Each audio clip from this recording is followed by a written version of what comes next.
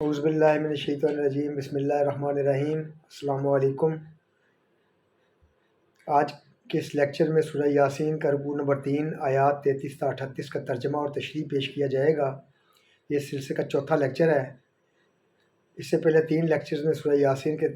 رکوع نمبر 1 اور 2 کا ترجمہ اور تشریح بیان کیا گیا ہے۔ یہ ترجمہ اور تشریح سید ابوالعلا مودودی کی تفسیر القرآن، جو کہ تفہیم القرآن کے نام سے لکھی ہے، اس میں سے پیش کیا جا رہا ہے۔ حسب سابق پہلے میں قرآن پاک کی آیات اس کا ترجمہ پڑھوں گا، اس کے بعد اس کی تشریح بیان کی جائے گی۔ اعوذ باللہ من الشیطان الرجیم، بسم اللہ الرحمن الرحیم۔ وآیات اللہم الارض المیتہ احییناہا واخرجنا منہا حبا فمنہ یاکلون۔ ان لوگوں کے لیے بے جان زمین ایک نشانی ہے، ہم نے اس کو زندگی بخشی اور اس میں سے غلہ نکالا جسے یہ کھاتے ہیں۔ وجعلنا فیہا جنات من نخیل وعناب وفجرنا فیہا من العیون۔ ہم نے اس میں کھجوروں اور انگوروں کے باغ پیدا کیے اور اس کے اندر سے چشمے پھوڑ نکالے۔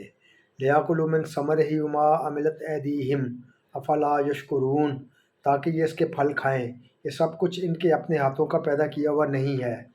پھر کیا یہ شکر ادا نہیں کرتے؟ سبحان الذی خلق الازواج کلھا مما تنبت الارض ومن انفسہم ومما لا یعلمون۔ پاک ہے وہ ذات جس نے جملہ اقسام کے جوڑے پیدا کیے، خواہ وہ زمین کی نباتات میں سے ہوں یا خود ان کی اپنی جنس یعنی نوع انسانی میں سے، یا ان اشیاء میں سے جن کو یہ جانتے تک نہیں ہیں۔ وآیات اللہم اللیل نسلخ منہ النہار فاذا ہم مظلمون۔ ان کے لیے ایک اور نشانی رات ہے، ہم اس کے اوپر سے دن ہٹا دیتے ہیں تو ان پر اندھیرا چھا جاتا ہے۔ والشمس تجری لمستقر لہا ذالک تقدیر العزیز العلیم۔ اور سورج وہ اپنے ٹھکانے کی طرف چلا جا رہا ہے، یہ زبردست علیم ہستی کا باندھا ہوا حساب ہے۔ صدق اللہ العظیم۔ اب اس کا ترجمہ اور تشریح پیش کیا جائے گا۔ ان لوگوں کے لیے بے جان زمین ایک نشانی ہے۔ پچھلے 2 رکوعوں میں کفار کو انکار و تکذیب اور مخالفت حق کے اس رویہ پر ملامت کی گئی تھی جو انہوں نے نبی صلی اللہ علیہ وسلم کے مقابلے میں اختیار کر رکھا تھا۔ اب تقریر کا رخ اس بنیادی نزاع کی طرف پھرتا ہے جو ان کے اور نبی پاک صلی اللہ علیہ وسلم کے درمیان کشمکش کی اصل وجہ تھی، یعنی توحید و آخرت کا عقیدہ جسے حضور صلی اللہ علیہ وسلم پیش کر رہے تھے اور کفار ماننے سے انکار کر رہے تھے۔ اس سلسلے میں پے در پہ چند دلائل دے کر لوگوں کو دعوت غور و فکر دی جا رہی ہے کہ دیکھو، کائنات کی یہ آثار جو علانیہ تمہاری آنکھوں کے سامنے موجود ہیں، کیا اس حقیقت کی صاف صاف نشاندہی نہیں کرتے جسے یہ نبی تمہارے سامنے پیش کرتا ہے؟ ان لوگوں کے لیے بے جان زمین میں ایک نشانی ہے، یعنی اس امر کی نشانی کہ توحید ہی حق ہے اور شرک سراسر بے بنیاد ہے۔ ہم نے اس کو زندگی بخشی اور اس سے غلہ نکالا جسے یہ کھاتے ہیں۔ ہم نے اس میں کھجوروں اور انگوروں کے باغ پیدا کیے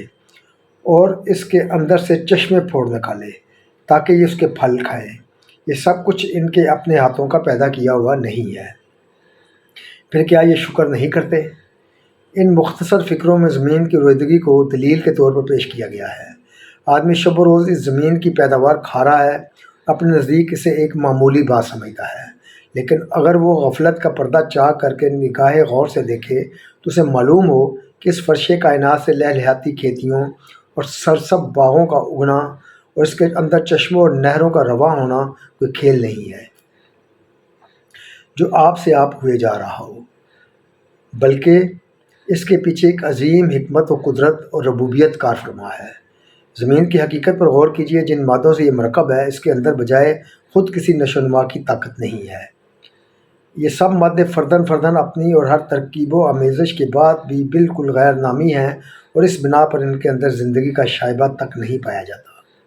اب سوال یہ ہے کہ اس بے جان زمین کے اندر سے نباتی زندگی کا ظہور آخر کیسے ممکن ہوا؟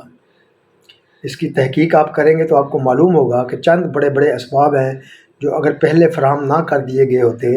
تو یہ زندگی سرے سے وجود میں نہ آ سکتی تھی۔ پہلا یہ کہ زمین کے مخصوص خطوں میں اس کی اوپری سطح پر بہت سے ایسے مادوں کی تہ چڑھائی گئی جو نباتات کی غذا بننے کے لیے موزوں ہو سکتے تھے، اور اس تہ کو نرم رکھا گیا تاکہ نباتات کی جڑیں اس میں پھیل کر اپنی غذا چوس سکیں۔ دوم، زمین پر مختلف طریقوں سے پانی کی بہم رسانی کا انتظام کیا گیا تاکہ غذائی مادے اس میں تحلیل ہو کر اس قابل ہو جائیں کہ نباتات کی جڑیں ان کو جذب کر سکیں۔ سوم، اوپر کی فضا میں ہوا پیدا کی گئی جو آفات سماوی سے زمین کی حفاظت کرتی ہے، جو بارش لانے کا ذریعہ بنتی ہے اور اپنے اندر وہ گیسیں بھی رکھتی ہے جو نباتات کی زندگی اور ان کے نشو و نما کے لیے درکار ہے۔ چہارم، سورج اور زمین کا تعلق اس طرح قائم کیا گیا کہ نباتات کو مناسب درجہ حرارت اور موزوں موسم مل سکے۔ یہ چار بڑے بڑے اسباب جو بجائے خود بے شمار ضمنی اسباب کا مجموعہ ہیں، جب پیدا کر دیے گئے تب نباتات کا وجود میں آنا ممکن ہوا۔ پھر یہ سازگار حالات فراہم کرنے کے بعد نباتات پیدا کیے گئے اور ان میں سے ہر ایک کا تخم ایسا بنایا گیا کہ جب اسے مناسب زمین، پانی، ہوا اور موسم میسر آئے تو اس کے اندر نباتی زندگی کی حرکت شروع ہو جائے۔ مزید برآں اسی تخم میں انتظام بھی کیا گیا کہ ہر نوع کے تخم سے لازماً اسی نوع کا بوٹا اپنی تمام نوعی اور موروثی خصوصیات کے ساتھ پیدا ہو، اور اس سے بھی آگے بڑھ کر مزید کاریگری یہ کی گئی کہ نباتات کی 10، 20 یا 100، 50 نہیں بلکہ بے حد و حساب قسمیں پیدا کی گئیں، اور ان کو اس طرح بنایا گیا کہ وہ ان بے شمار اقسام کے حیوانات اور بنی آدم کی غذا،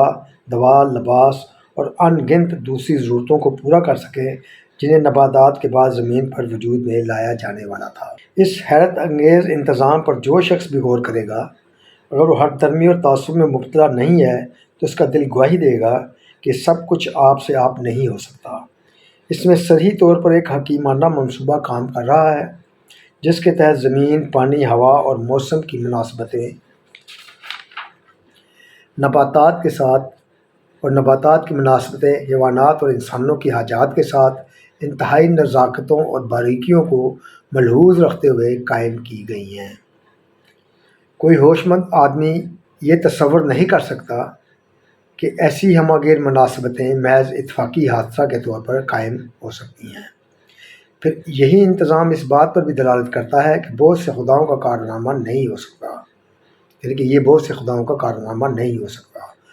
یہ تو ایک ہی ایسے خدا کا انتظام ہے اور ہو سکتا ہے جو زمین، ہوا، پانی، سورج، نباتات، حیوانات اور نوع انسانی سب کا خالق و رب ہے۔ ان میں سے ہر ایک کے خدا الگ الگ ہوتے تو آخر کیسے تصور کیا جا سکتا ہے ایک ایسا جامع، ہمہ گیر اور گہری حکیمانہ مناسبتیں رکھنے والا منصوبہ بن جاتا اور لاکھوں کروڑوں برس تک اتنی باقاعدگی کے ساتھ چلتا رہتا۔ توحید کے حق میں یہ استدلال پیش کرنے کے بعد اللہ تعالیٰ فرماتا ہے، افلا یشکرون، یعنی کیا یہ لوگ ایسے احسان فراموش اور نمک حرام ہیں کہ جس خدا نے سب کچھ سر و سامان ان کی زندگی کے لیے فراہم کیا ہے اس کے یہ شکر گزار نہیں ہوتے، جنہوں نے ایک تنکا بھی پیدا اور اس کی یعنی کہ یہ اس کے شکر گزار نہیں ہوتے اور اس کی نعمتیں کھا کھا کر دوسروں کے شکریے ادا کرتے ہیں، اس کے آگے نہیں جھکتے، ان جھوٹے معبودوں کے سامنے سجدہ ریز ہوتے ہیں جنہوں نے تنکا بھی ان کے لیے پیدا نہیں کیا ہے۔ پاک ہے وہ ذات، یعنی ہر شبہ اور نقص و عیب سے پاک، ہر غلطی اور کمزوری سے پاک، اور اس بات سے پاک کہ کوئی اس کا شریک ہو۔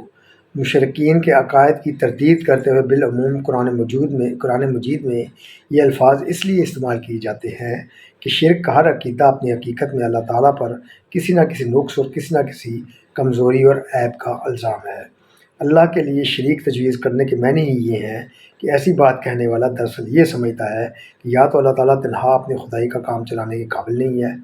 یا وہ مجبور ہے کہ اپنی خدائی میں کسی دوسرے کو شریک کرے، یا کچھ دوسری ہستیاں آپ ایسی طاقتور ہیں کہ وہ خدائی کے نظام میں دخل دے رہی ہیں اور خدا ان کی مداخلت برداشت کر رہا ہے، یا معاذ اللہ وہ انسانی بادشاہوں کی سی کمزوریاں رکھتا ہے جن کی بنا پر وزیروں، درباریوں، منہ چڑھے مصاحبوں اور چہتے شہزادوں اور شہزادیوں کا ایک لشکر اسے گھیرے ہوئے ہے، اور خدائی کے بہت سے اختیارات ان کے درمیان بٹ کر رہ گئے ہیں۔ اللہ تعالیٰ کے متعلق کے جاہلانہ تصورات اگر ذہن میں موجود نہ ہوتے تو سرے سے شرک کا خیال پیدا ہی نہ ہو سکتا تھا۔ اس لیے قرآن مجید میں جگہ جگہ یہ بات فرمائی گئی ہے کہ اللہ تعالیٰ ان تمام عیوب و نقائص اور کمزوریوں سے پاک اور منزہ ہے جو مشرکین اس کی طرف منسوب کرتے ہیں۔ پاک و ذات جس نے جملہ اقسام کے جوڑے پیدا کیے، خواہ وہ زمین کی نباتات میں سے ہوں یا خود ان کی اپنی جنس یا نوع انسانی میں سے یا ان اشیاء میں سے جن کو یہ جانتے تک نہیں ہیں۔ توحید کے حق میں ایک اور استدلال ہے، اور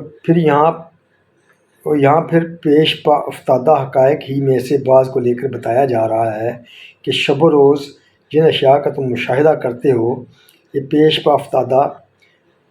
سے مراد کہ معمولی جو ہم روزمرہ کے ہمارے مشاہدے میں چیزیں آتی ہیں، وہ جن اشیاء کا تم مشاہدہ کرتے اور یوں ہی غور و خوض کیے بغیر گزر جاتے ہو، انہی کے اندر حقیقت کا سراغ دینے والے نشانات موجود ہیں۔ عورت اور مرد کا جوڑ خود انسان کا اپنا سبب پیدائش ہے۔ حیوانات کی نسلیں بھی نر و مادہ کے ازدواج سے چل رہی ہیں۔ نباتات کے متعلق بھی انسان جانتا ہے کہ ان میں تزویج یعنی ملاپ کا اصول کام کر رہا ہے، حتیٰ کہ بے جان مادوں تک میں مختلف اشیاء جب کہ ایک دوسرے سے جوڑ کھاتی ہیں، تب کہیں ان سے طرح طرح کے مرکبات وجود میں آتے ہیں۔ خود مادے کی بنیادی ترکیب منفی اور مثبت برقی توانائی کے ارتباط سے ہوتی ہے۔ یہ تزویج یعنی ملاپ جس کی بدولت یہ ساری کائنات وجود میں آئی ہے، حکمت و صنائی کی ایسی باریکیاں اور پیچیدگیاں رکھتی ہے، اور اس کے اندر ہر دو زوجین کے درمیان ایسی مناسبتیں پائی جاتی ہیں کہ بے لاگ عقل رکھنے والا کوئی شخص نہ تو اس چیز کو ایک اتفاقی حادثہ کہہ سکتا ہے اور نہ یہ مان سکتا ہے کہ مختلف خداؤں نے سے ان بے شمار ازدواج کو پیدا کر کے ان کے درمیان اس حکمت کے ساتھ جوڑ لگائے ہوں گے۔ ازدواج کا ایک دوسرے کے ساتھ جوڑ ہونا اور ان کے ازدواج سے نئی چیزوں کا پیدا ہونا خود وحدت خالق کی صریح دلیل ہے۔ ان کے لیے ایک اور نشانی رات ہے۔ ہم اس کے اوپر سے دن ہٹا دیتے ہیں تو ان پر اندھیرا چھا جاتا ہے۔ رات اور دن کی آمد و رفت بھی انہی پیش پا افتادہ یعنی روزمرہ کے مشاہدے میں آنے والی حقائق جو ہیں ان میں سے ہے، جنہیں انسان محض اس بنا پر کہ وہ معمولاً دنیا میں پیش آ رہے ہیں کسی توجہ التفات کا مستحق نہیں سمجھتا، حالانکہ اگر وہ اس بات پر غور کرے کہ دن کیسے گزرتا ہے اور رات کس طرح آتی ہے اور دن کے جانے اور رات کے آنے میں کیا حکمتیں کار فرما ہیں، تو اسے خود محسوس ہو جائے کہ یہ ایک رب قدیر و حکیم کے وجود اور اس کی یکتائی کی روشن دلیل ہے۔ دن کبھی نہیں جا سکتا اور رات کبھی نہیں آ سکتی جب تک زمین کے سامنے سے سورج نہ ہٹے۔ دن کے ہٹنے اور رات کے آنے میں جو انتہائی باقاعدگی پائی جاتی ہے، وہ اس کے بغیر ممکن نہ تھی کہ سورج اور زمین کو ایک ہی اٹل ضابطہ نے جکڑ رکھا ہو۔ پھر اس رات اور دن کی آمد و رفت کا جو گہرا تعلق زمین کی مخلوقات کے ساتھ پایا جاتا ہے، وہ اس بات پر صاف دلالت کرتا ہے کہ کسی نے یہ نظام کمال درجے کی دانائی کے ساتھ بالارادہ قائم کیا ہے۔ زمین پر انسان اور حیوان اور نباتات کا وجود، بلکہ یہاں پانی اور ہوا اور مختلف معدنیات کا وجود بھی دراصل نتیجہ ہے اس بات کا کہ زمین کو سورج سے خاص فاصلے پر رکھا گیا ہے، اور پھر یہ انتظام کیا گیا ہے کہ زمین کے مختلف حصے تسلسل کے ساتھ مقررہ وقفوں کے بعد سورج کے سامنے آتے اس کے سامنے سے ہٹتے رہیں۔ اگر زمین کا فاصلہ سورج سے بہت کم یا بہت زیادہ ہوتا، یا اس کے ایک حصہ پر ہمیشہ رات رہتی، دوسرے حصہ پر ہمیشہ دن رہتا، یا شب و روز کا الٹ پھیر بہت تیز یا بہت سست ہوتا، یا بے قاعدگی کے ساتھ اچانک کبھی دن نکل آتا کبھی رات چھا جاتی، تو ان تمام صورتوں میں اس کرے پر کچھ زندگی ممکن نہ ہوتی، بلکہ غیر زندہ مادوں کی شکل و ہیئت بھی موجودہ شکل سے بہت مختلف ہوتی۔ دل کی آنکھیں بند نہ ہوں تو آدمی اس نظام کے اندر ایک ایسے خدا کی کار فرمائی دیکھ سکتا ہے جس نے زمین پر اس قسم کی مخلوقات کو وجود میں لانے کا ارادہ کیا، اور ٹھیک ٹھیک اس کی ضروریات کے مطابق زمین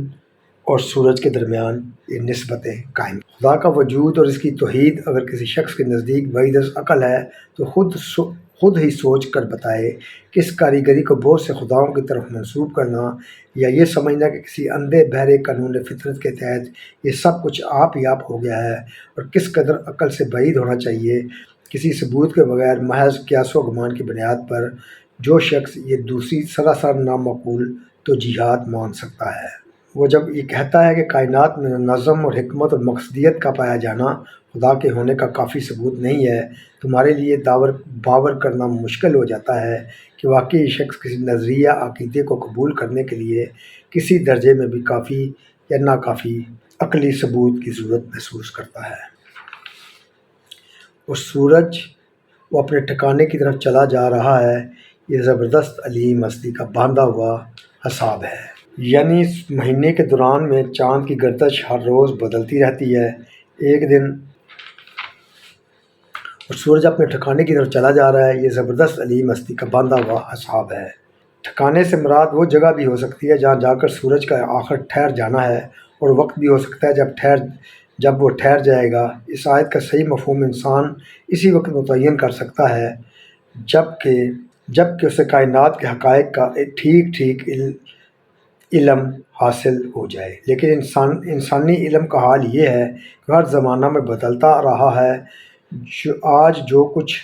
اسے بظاہر معلوم ہوتا ہے اس کے بدل جانے کا ہر وقت امکان ہے۔ سورج کے متعلق قدیم زمانے کے لوگ عینی مشاہدے کی بنیاد پر